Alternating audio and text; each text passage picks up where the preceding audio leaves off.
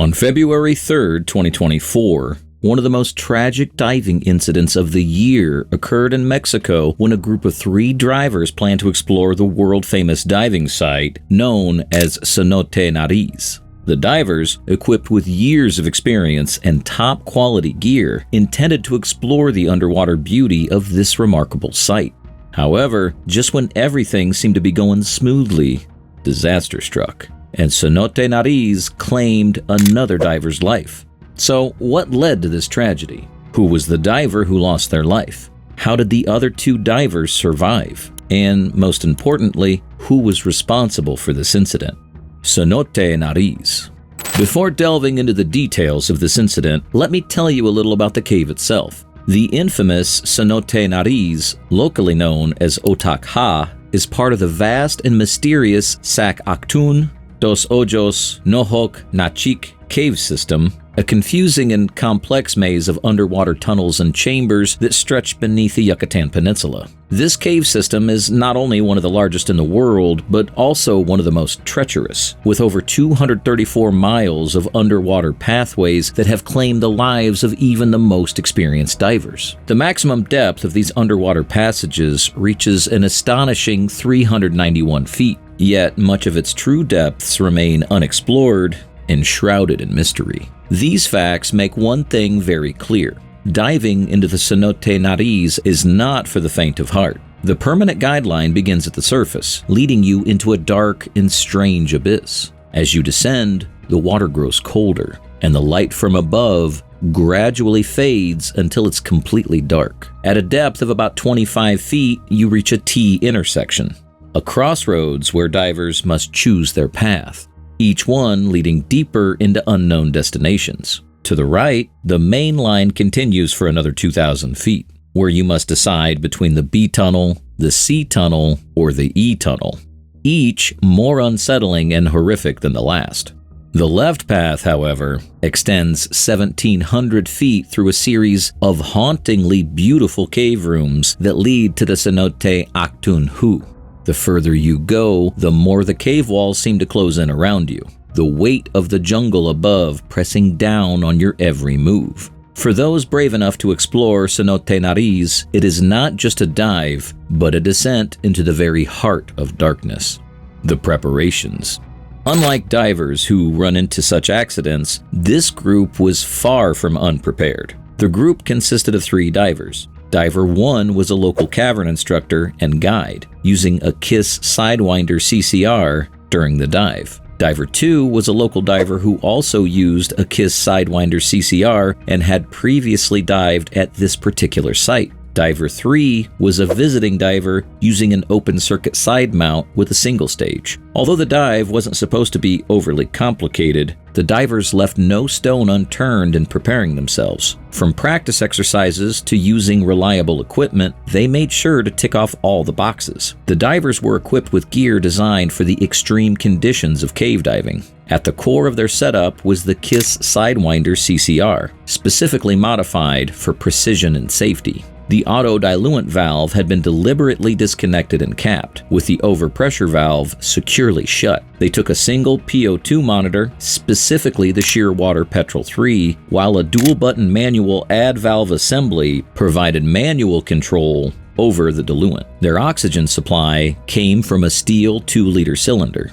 The divers' bailout and diluent tanks were 2 AI-80 cylinders filled with 32% nitrix, crucial for survival in the event of a CCR malfunction. The apex regulators were expertly configured. The left-hand cylinder was fitted with a short hose regulator on a necklace, paired with a single low-pressure hose for wing and diluent manual addition valve. The right-hand cylinder featured a 7-foot hose and a low-pressure inflator connected to the dry suit, allowing for precise buoyancy control and thermal regulation in the cold, dark waters. In addition to their primary life support systems, they wore an X-Deep Stealth Rec side mount wing and harness, complemented by a durable dry suit. Their arsenal of tools included standard cave diving equipment, spools, markers, and a Nemo survey device, essential for navigation and mapping the underwater passages. Every piece of equipment was chosen and configured to ensure their survival with complete safety. In short, everything was planned with utmost precision and accuracy. The tragic dive. With everything prepared and ready, the three divers began their descent into the Cenote Nariz at exactly 2:11 p.m. They swarmed through complex underwater passages that eventually led to Cenote Actun, completing this first part of the dive in about 33 minutes. After reaching Actun, the group surfaced briefly to exchange a few words, perhaps unaware of the terrible fate awaiting them.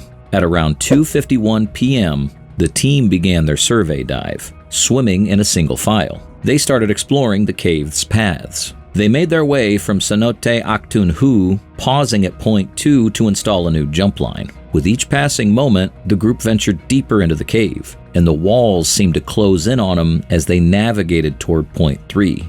After about 10 minutes, they reached the T-junction, where every diver visiting the cave must make the ultimate decision of choosing their path. The group decided to turn left at the T-junction, pushing deeper into the cave's heart and eventually reaching point 4. At this point, the cave suddenly became much tighter and narrower than they had anticipated, forcing them to turn back. Finding point 4 impossible to pass, the group decided to retrace their steps to point 3 and then head toward point 5. At point 5, after installing another jump line, they veered right and started heading toward the T at point 6. By this time, nearly an hour had passed since they began their underwater dive.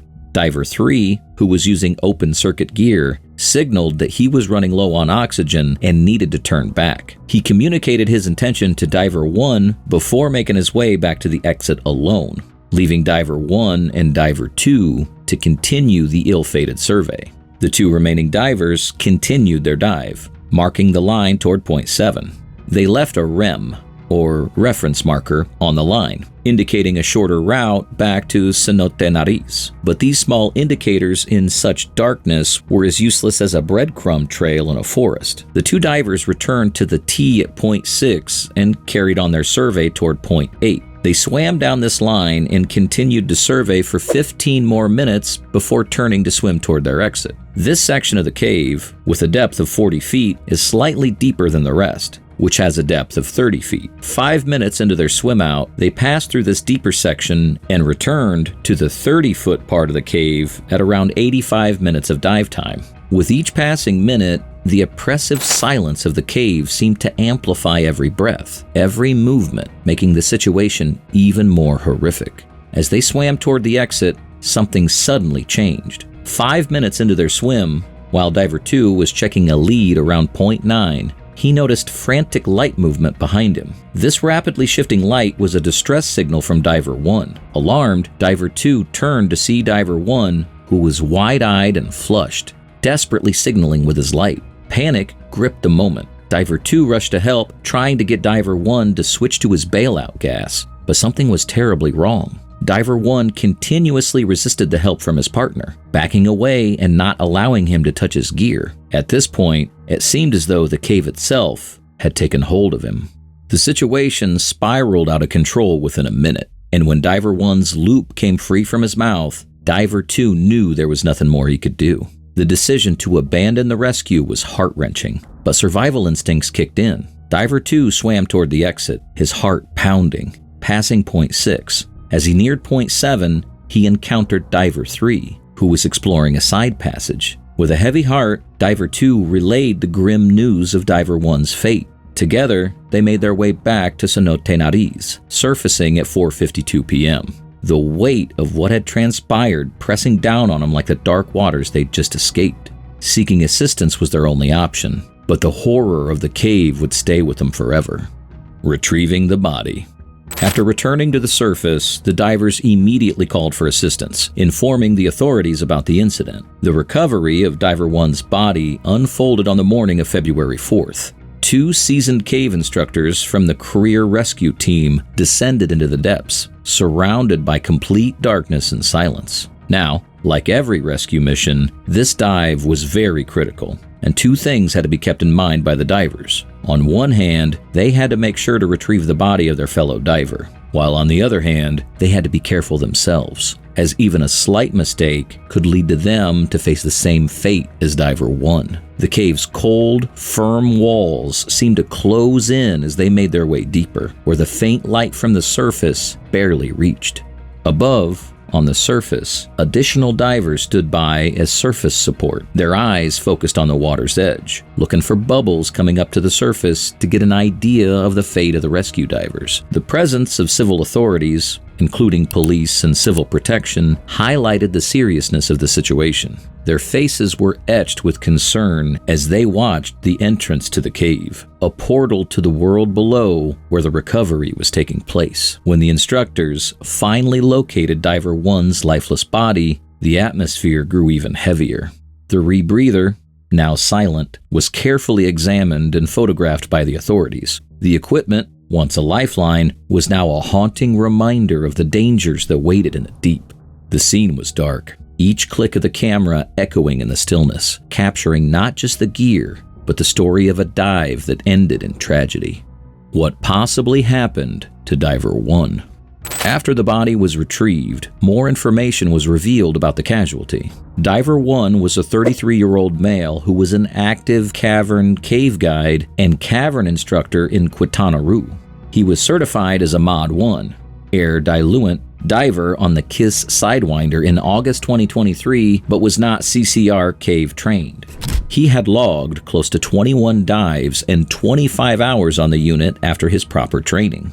All his overhead environment and rebreather training took place with experienced local instructors in Quintana Roo. So all of this makes it clear that when it comes to experience, the diver certainly didn't lack any.